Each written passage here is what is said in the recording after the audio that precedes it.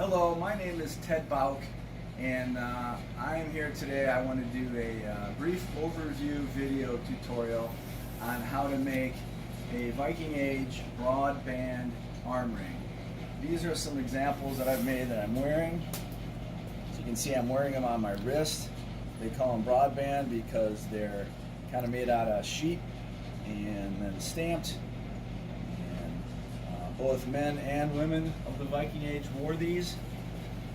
The broadband arm rings that I've just shown you, they're a little bit more detailed than I'm going to go into today on this overview.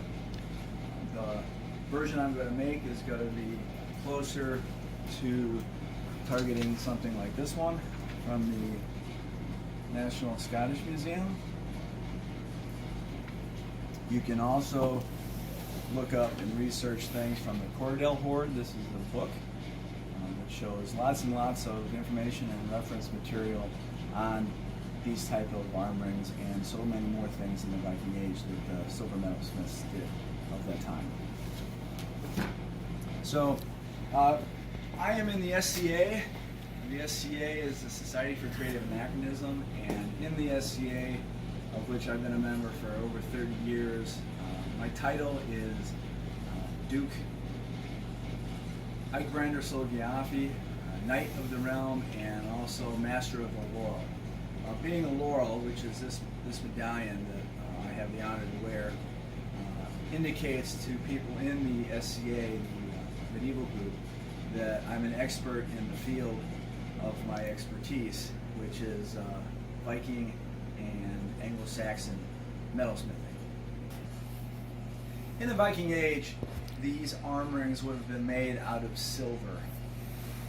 And what the metalsmith of the time would have done is he would have poured a silver ingot, like I have here, and then that would have been hammered over many, many hammer strikes to turn it into a blank that's got to become the blank to then turn it into that type of arm ring. In today's modern society, silver is pretty expensive, so when we learn how to make these, we're going to use brass, and that's what this is. This is a brass blank that I'm going to use to show you how to do this today. Okay, so I'm going to go over some of the steps that I had to take to get this coupon made first. So I get my brass 260, also known as cartridge brass, out of my stockpile, and I had to decide the size of coupon I was going to make. In this case, it's 2 millimeters thick by 3/4 of an inch wide by 7 inches long. So I cut off of this piece of brass this coupon using this shears that I have, a modern tool, and then I had to take it over to the anvil, and it was curled and kind of twisted from the cutting on the shearing process. So I had to hammer it to flatten it, and then I had to put it in the vise and twist it to straighten it out so that it would be in the shape it's in now, nice and straight and flat this way and flat this way. So now I have to soften it so that I can start to work it and create the shape that I want to create. So we're going to go over here to my fire brick area, and I'm going to use a MAP gas torch to heat it up to an orange color, so approximately 1500 degrees, so pretty hot, and that's going to then let it cool down in ambient air temperature and allow it to get soft. Right now, if I was to try to bend it, I could, but it doesn't bend very easily.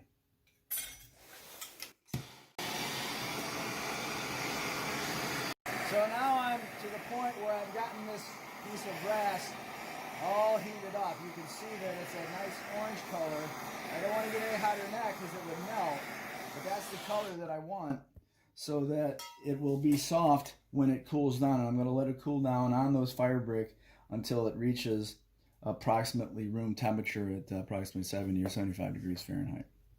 So the piece coupon is finished cooling down, so now I'm back at my workbench where I'm going to put a center line mark on one side of the blank. You can see, by the way, that the blank is kind of discolored a little bit from the oxidation of the heating process.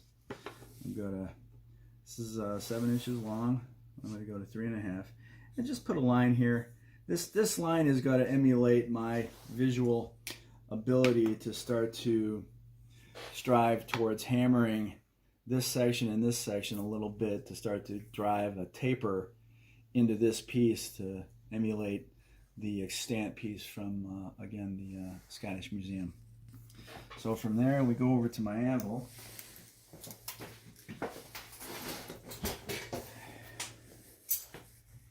And I'm going to strike it on edge using a cross peen. This is a cross peen hammer.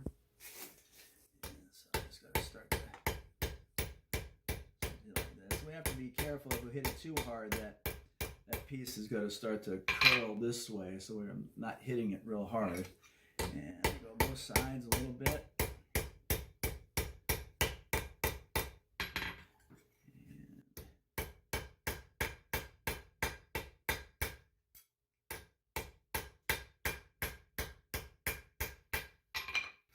So you can start to see just a little bit of the difference. See how that's come down and tapered just a little bit this way, where this side is still straight and parallel on both sides. So I've spent about 5 minutes hammering this. I went to another hammer using two hammers, a heavier cross peen and then a little bit lighter cross peen. Got to finish straightening it just a little bit.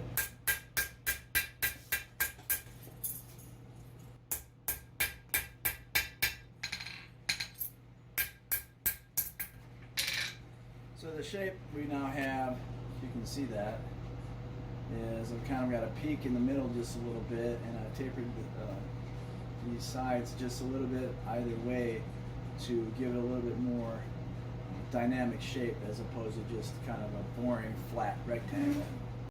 So we've now created that shape with hammering.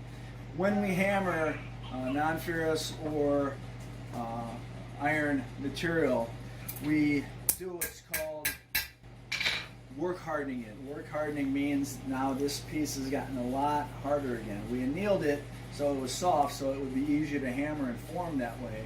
And then as we hammer it, it cold works and gets harder. It also will get longer as we displace material, and it also will get, depending on our hammer technique, a little bit thicker where we've hammered as well. So now to finish up those edges a little bit better, make them a little bit more true, I'm going to go to the vise and I'm going to file these little ridges out of the coupon. Just using some files. Files are available to the Viking Age metalsmith, and so here we go.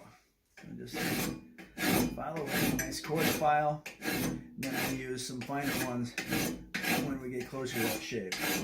So I've done quite a bit of filing to get the piece shaped a little bit more how I wanted it to be. I've got a pretty fine little half-round file here that I'm using to just remove some of the burrs, put a little bit of a chamfer on the edges. You can see I've got aluminum soft jaws in the vise.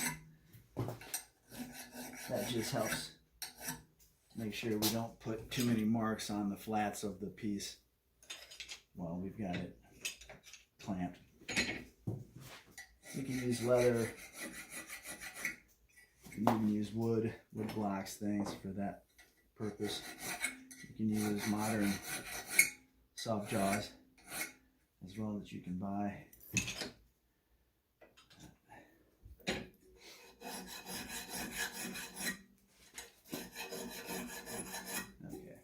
so clean that up. We've kind of got a little bit more shape on the points as well.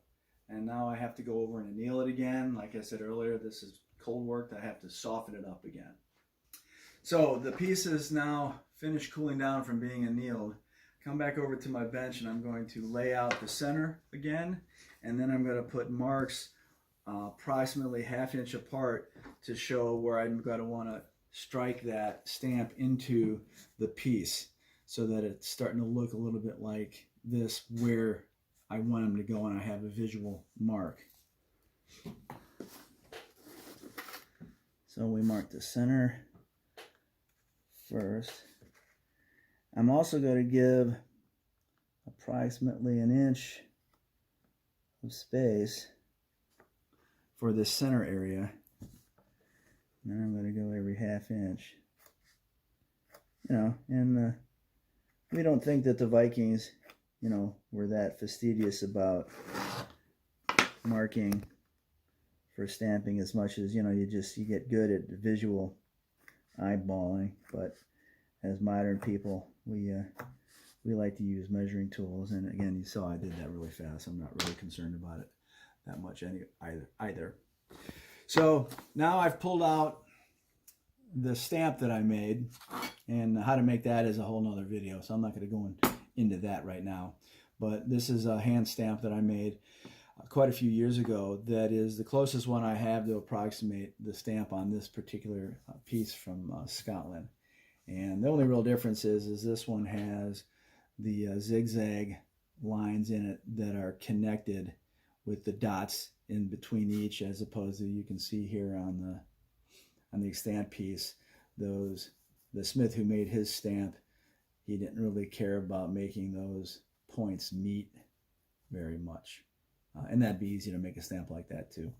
But so we're going to go over to the anvil, and I'm going to use my nice big 4-pound blacksmithing hammer, and I'm going to strike.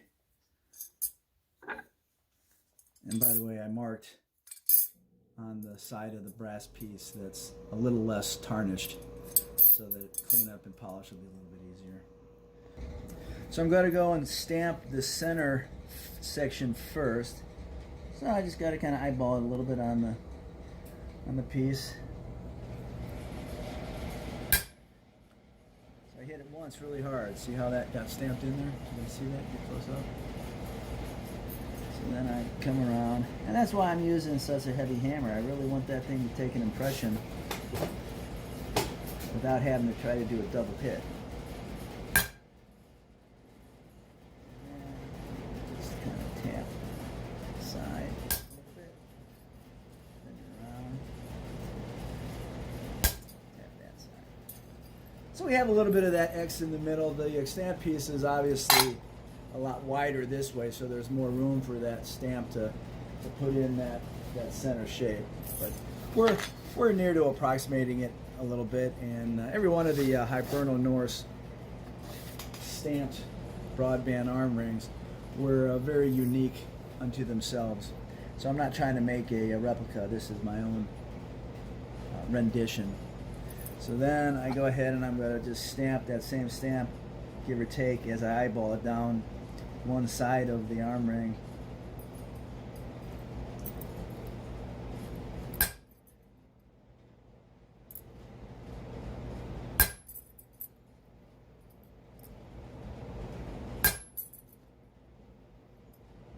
You can see it start to curl as it gets stamped. That's because it's displacing material this way, and as it displaces it this way, it makes it want to get longer and curl up. So I'm going to spin back around to this side. Eyeball where I want that.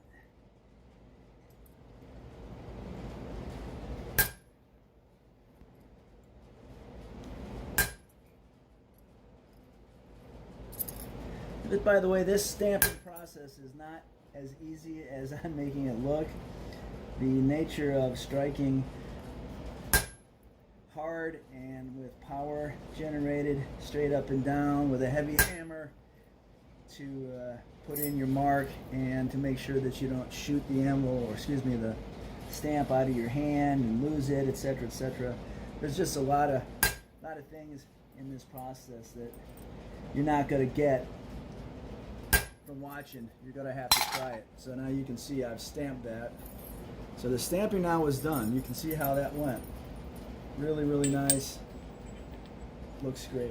So the piece has now been annealed, and what I also did in the interim was I cut it to length for my wrist. My wrist is about 7¼ inches around, so I've cut this approximately to about 6 3/4, maybe 6 7/8 of an inch long, because there's going to have to be an opening so that I can get it on. And I've hammered the areas where I stamped a little bit because they displaced out this way to flatten that area. And then once I cut to length, I've also filed and finished with a little bit of curve on those pieces, on those ends, to soften that up so that it's shaped more like that when it's done. So now I'm going to bend it. So I have a bending jig that I made, which is basically a piece of round stock welded to a piece of angle iron, and another piece of round stock in my post vise. And I'm going to start to just curve each side. I'm going to do each side first. See how it's pretty even. This one's not quite as much. I want to kind of make sure this thing evens in its curve as I go. So when I set that up, I set it up a little bit too far away from itself. So I want to diminish the gap inside of those two pieces of round stock so it can hold better. I've got this soft piece of wool just to keep from, doing any kind of significant marking on the piece while I bend it. You can see I'm just kind of pushing it in, pushing it forward as I go. Bend just a little bit at a time. So you can see I'm in here now, right? Go back, kind of just watching for symmetry and make it even. The section of your wrist on most people, like mine, is kind of flat here and then really curvy on both sides, and it kind of gets flat again. So that's kind of the shape that we're shooting for. Like on this one that my Duchess Runa made for me years ago. You can see where it's pretty flat here, and this is kind of flat in here, and then got really big curves here. The nice thing about doing this process is you really can't screw it up too bad. If it ends up not being the shape you want, you can, worst case, you can just anneal it to soften it again and reshape it. Flatten it and reshape it. You can see here I've got too much of a curve, so I'm just going to grab it and just bend it by hand. So see how I'm there? Obviously still too big, but now we're getting closer. And I'm going to a little bit more. You could do this shaping and bending over the horn of the anvil and a hammer. You could do it, kind of in the vise. You can do some of, if you're strong enough, you could even do it by hand as well. There's a lot of different ways to go about getting this shape. What I'm showing you is what I've found to be the most efficient and the easiest way to do it nice and even. So I'm looking for about an inch gap in here, give or take. And I want to say that's about where I want. 7/8 inch and a quarter. Depends on the size you're making and the size of your arm. But see, so I'm pretty much done. Look at the piece. This side is a little bit out of symmetric. So I'm gonna see what I can do to even that out a little bit to the other side. Maybe flatten that side a little bit more as well.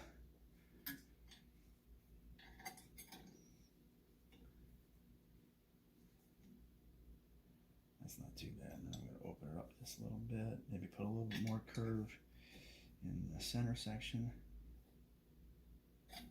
so that it's not perfectly flat. And there. You can get really crazy doing this to get it, perfect. It doesn't have to be perfect. If it fits and looks good, that's what counts. That's what counts. So I'm going to call that done. So there's that shape, and put it on so it needs to open up just a little bit as I put it on so it fits. And there you go. And there's an arm ring that I just made for myself. Go. So now we're just to the process of polishing and making this thing get nice and shiny as we want. The idea behind the brass, by the way, of using the brass is not only cheaper, we also can use copper I don't recommend nickel. It's just too hard and difficult to work. But the brass, when it's really polished, looks like gold. And the Vikings did use gold to make these type of arm rings too, though most of the arm rings that they made in gold were much more stamped than this. But I'm going to take some 3M cloth, some abrasive cloth that I have, to rub the piece until it gets shiny. I also have different grits of steel wool that I'll use as well. There's also other types of more aggressive polishing techniques that can be used. The polishing wheel with rouge, buffing wheels with different grit compounds on them, those kind of things. But today we're going to use this 3M cloth, and we could also use sandpaper, fine files on the edges to get rid of any burrs, things of that nature. And some people I found like the polished finish of their Viking age pieces to be kind of rough looking. And when I say rough, what I mean is not really a high polish. The Vikings did have techniques to make their silver and their gold very, very polished, just like a modern wedding band. So I've done quite a bit more work using the 3M cloth and the different steel wools to really make this piece start to pop, get nice and polished. I'll do a little bit more with the fine steel wool. The thing that the Vikings in 1000 AD would have done, they would have done a lot of handwork to polish their pieces, just like I'm doing here, using different grits of pumice and things of that nature, or burnishing. So there we go. There's my piece, and finished up. And so I just want to thank you for giving me the opportunity and watching, and I hope you liked it.